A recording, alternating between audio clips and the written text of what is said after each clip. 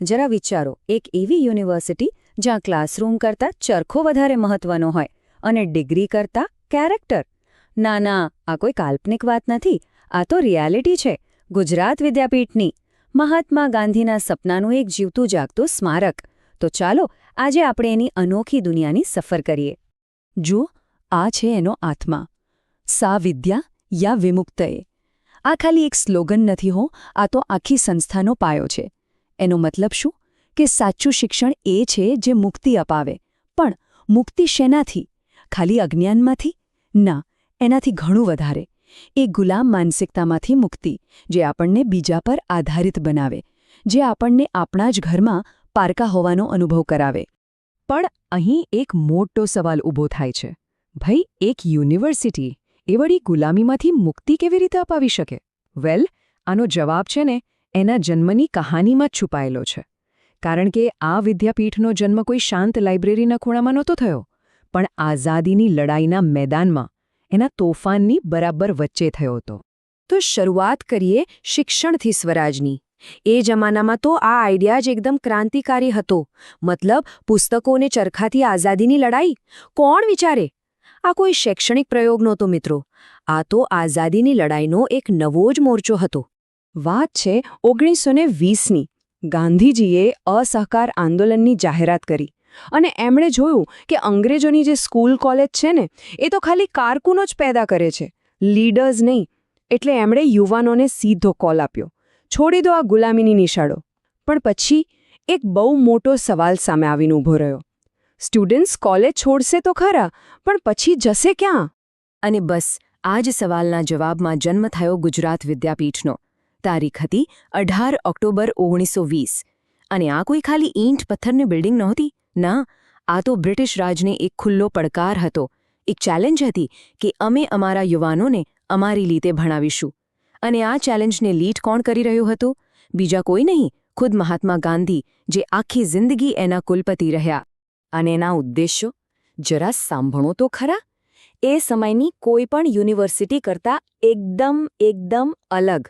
અહીંયા ફોકસ માહિતી ગોખાવવા પર નહોતું, પણ ચારિત્ર બનાવવામાં હતું. સ્વરાજ માટે ટ્રેનિંગ આપવાની હતી, ભણવાનું આપણી પોતાની માતૃભાષામાં, અસ્પૃશ્યતાને જડમૂળથી ઉખાડી ફેંકવાની હતી. અને સૌથી મોટી વાત, કામનું, શ્રમનું સન્માન કરવાનું હતું. આ હતા એના પાયા. હવે આવા ક્રાંતિકારી ગોલ્સને પૂરા કરવા માટે ભણાવવાની રીત પણ ક્રાંતિકારી હોવી જોઈએ, બરાબર ને? અને બસ એ જ રીત હતી ગાંધીજીની નઈ તાલીમ. સાચું કહું તો આ નઈ તાલીમ જ વિદ્યાપીઠનો અસલી આત્મા છે. તો આ નઈ તાલીમ છે શું? આને બુનિયાદી શિક્ષણ પણ કહેવાય છે. ગાંધીજી એકદમ સ્પષ્ટ હતા. એ માનતા હતા કે શિક્ષણનો મતલબ ખાલી મગજમાં માહિતીનો ભંડાર ભરવાનો નથી. અરે, સાચું શિક્ષણ તો એ છે જે શરીર, હૃદય અને મન ત્રણેયનો એક સાથે વિકાસ કરે. આને જ કહેવાય છે એમની પ્રખ્યાત 3H ફિલોસોફી. પહેલો H છે હેન્ડ, એટલે કે હાથ, મતલબ કામ કરતા શીખવું, કૌશલ્ય કેળવું. બીજો H છે હાર્ટ, એટલે કે હૃદય, મતલબ સારી લાગણીઓ કેળવો, એક સારા ઇન્સાન બનો. અને ત્રીજો H છે હેડ, એટલે કે મસ્તક, મતલબ બુદ્ધિનો વિકાસ કરો. ગાંધીજી કહેતા કે જ્યારે આ ત્રણેય H ભેગા થાય ને, ત્યારે જ એક સંપૂર્ણ વ્યક્તિત્વ બને છે. અને હા, આ બધું ખાલી થિયરીમાં નહોતું, પ્રેક્ટિકલમાં હતું.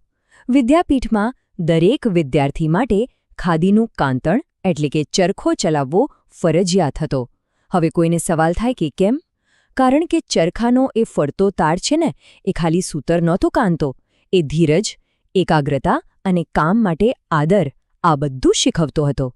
તો હવે સમજીએ કે વિદ્યાપીઠ આઝાદીની પાઠશાળા કેવી રીતે બની. એક વાત વિચારો, જ્યારે શિક્ષણના મૂળમાં જ આવા મૂલ્યો હોય, તો શું એ ચાર દિવાલોની વચ્ચે રહી શકે? ક્યારેય નહીં. અને બરાબર એવું જ થયું. ગુજરાત વિદ્યાપીઠ આઝાદીની લડાઈની એક જીવતી જાગતી પાઠશાળા બની ગઈ. ખબર છે, એને લોકો ખાલી યુનિવર્સિટી નહોતા કહેતા, એને કહેતા હતા આઝાદીના લડવૈયાઓની લશ્કરી છાવણી. કેમ? કારણ કે જ્યારે પણ ગાંધીજી આઝાદી માટે કોઈ આવાહન કરતા ને, ત્યારે આ વિદ્યાપીઠના ક્લાસરૂમ્સ ખાલી થઈ જતા હતા અને દેશની જેલો એના વિદ્યાર્થીઓ અને શિક્ષકોથી ભરાઈ જતી હતી. તમે ઇતિહાસ જુઓ. 1930ની દાંડી કૂચ હોય કે પછી 1942નું હિંદ છોડો આંદોલન, વિદ્યાપીઠના લોકો હંમેશા ફ્રન્ટ લાઇન પર જ હતા. બ્રિટિશ સરકાર એમનાથી એટલી બધી ડરી ગઈ હતી કે એમણે આ વિદ્યાના મંદિર પર જ તાળા મારી દીધા હતા. વિચાર તો કરો.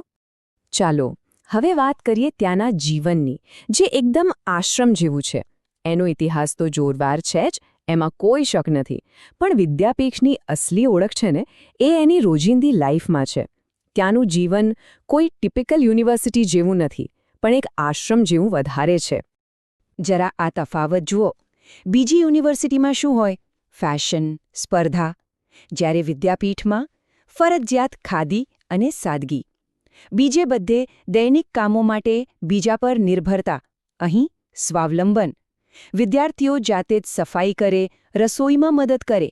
અહીં દિવસની શરૂઆત અને અંત પાર્ટીથી નહીં, પણ સામુદાયિક પ્રાર્થનાથી થાય છે. કેટલો મોટો ફરક છે! અને એમનો પદવીદાન સમારોહ એ તો સાવ જ અલગ. કોઈ કાળા ગાઉન નહીં, હવામાં ટોપીઓ ઉછાળવાની નહીં, બસ સાદા સફેદ ખાદીના કપડાં અને દેશની સેવા માટે સત્ય અને અહિંસાના રસ્તે ચાલવાની પ્રતિજ્ઞા. કેમ કે અહીંયા ખાલી ડિગ્રી નથી મળતી, અહીં તો જીવન જીવવાની સાચી દીક્ષા મળે છે. ચાલો હવે આવીએ આજના સમયમાં. આજની વિદ્યાપીઠ કેવી છે? જુઓ, એક આખી સદી પસાર થઈ ગઈ. દુનિયા કેટલી બદલાઈ ગઈ છે! તો એક બહુ મોટો સવાલ છે. શું ગાંધીજીના આ સિદ્ધાંતો આજે પણ એટલા જ પ્રાસંગિક છે? ચાલો જોઈએ. 1963માં વિદ્યાપીઠને ડીમ્ડ યુનિવર્સિટીનો દરજ્જો મળ્યો અને હા, એણે સમયની સાથે ચાલવાની કોશિશ પણ કરી છે. આજે અહીં કિન્ડરગાર્ટનથી લઈને પીએચડી સુધીનું ભણતર મળે છે. કમ્પ્યુટર સાયન્સ જેવા આધુનિક વિષયો પણ છે. પણ સૌથી રસપ્રદ વાત એ છે કે ચરખો અને પ્રાર્થના આજે પણ એના અભ્યાસક્રમનો એક મહત્વનો ભાગ છે. તો સૌથી મોટી ચેલેન્જ શું છે? પરંપરા અને આધુનિકતા વચ્ચે સંતુલન બનાવવાની. એક તરફ ગાંધીજીના મૂલ્યો છે અને બીજી તરફ કારકિર્દીલક્ષી અભ્યાસક્રમો. પણ અહીં એક બહુ જ મજેદાર વાત છે. આજે ભારતની જે નવી શિક્ષણ નીતિ આવી છે ને, એ બે વાત પર બહુ ભાર મૂકે છે: માતૃભાષામાં શિક્ષણ અને કૌશલ્ય આધારિત લર્નિંગ. અને આ એ જ બે વાતો છે જે વિદ્યાપીઠ છેલ્લા 100 વર્ષથી કરી રહી છે. જાણે સમયનું આખું ચક્કર ફરીને પાછું એ જગ્યાએ આવી ગયું હોય એવું નથી લાગતું? અને આ બધી વાત આપણને એક મોટા સવાલ પાસે લાવીને ઊભી રાખે છે. આજનો જમાનો કેવો છે? એકદમ સ્પર્ધાત્મક, જ્યાં સફળતાનો માપદંડ પૈસા બની ગયા છે. તો આવા સમયમાં સેવા, સાદગી, ચારિત્ર્ય, આ બધા ગાંધીવાદી મૂલ્યો માટે કોઈ જગ્યા છે ખરી? શું આપણને આવી બીજી વિદ્યાપીઠોની જરૂર છે? આ એવા સવાલો છે જેનો જવાબ કદાચ આપણે સૌએ સાથે મળીને શોધવો પડશે.